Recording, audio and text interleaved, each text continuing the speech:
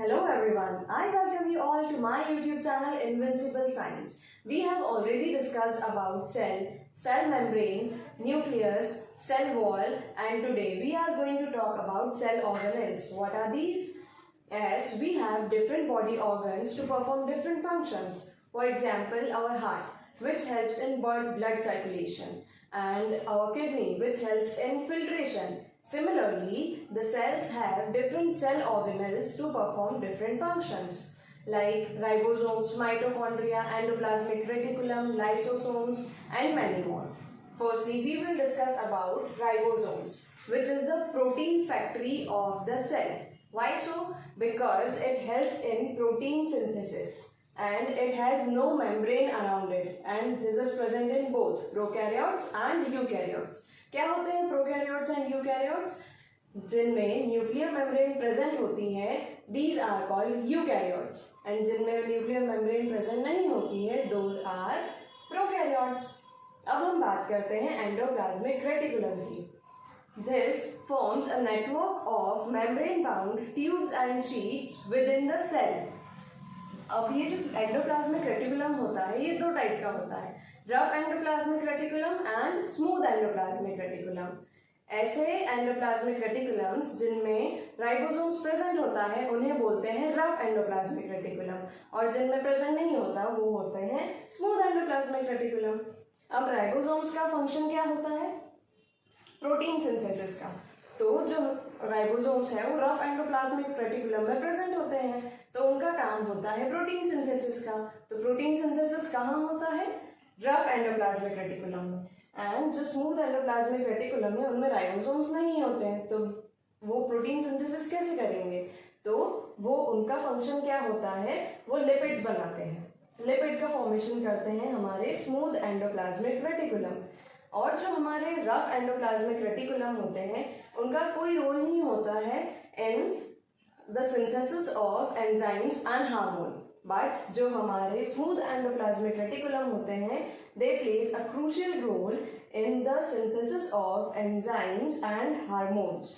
अब जो हमारे रफ एंडोप्लाज्मिक रेटिकुलम होते हैं उनके पास कैपेबिलिटी नहीं होती है ऑफ डिटॉक्सिफिकेशन.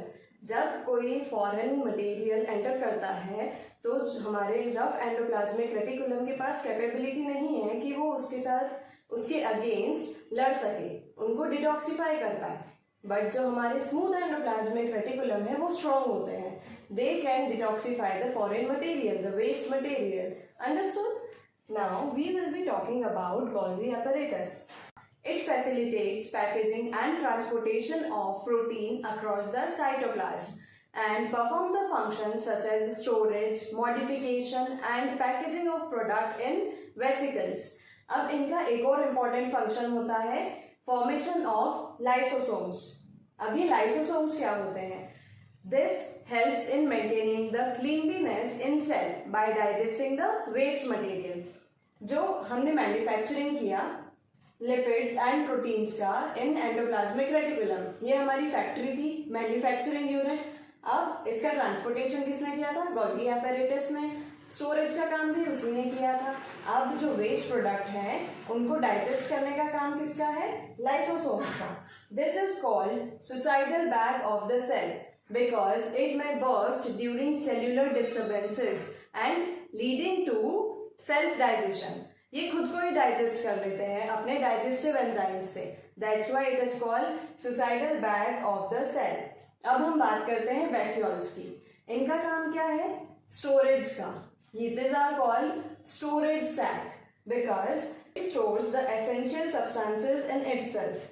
ये जो वैक्यूल्स हैं ये प्लांट्स में बड़े साइजेस के होते हैं और एनिमल्स में छोटे साइजेस के होते हैं. अप्रोक्सीमेटली 80 to 90% जो प्लांट सेल का एरिया होता है this is covered by vacuoles in plant cells, और एनिमल सेल्स में these are smaller in size. इनकी एक मेम्ब्रेन होती है जिसे हम बोलते हैं tonoplast, which is called as tonoplast. और इनका काम क्या होता है? This provides turgidity and rigidity to plant sales.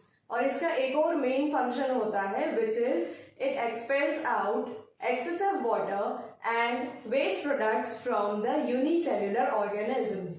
Thank you. That's it for today.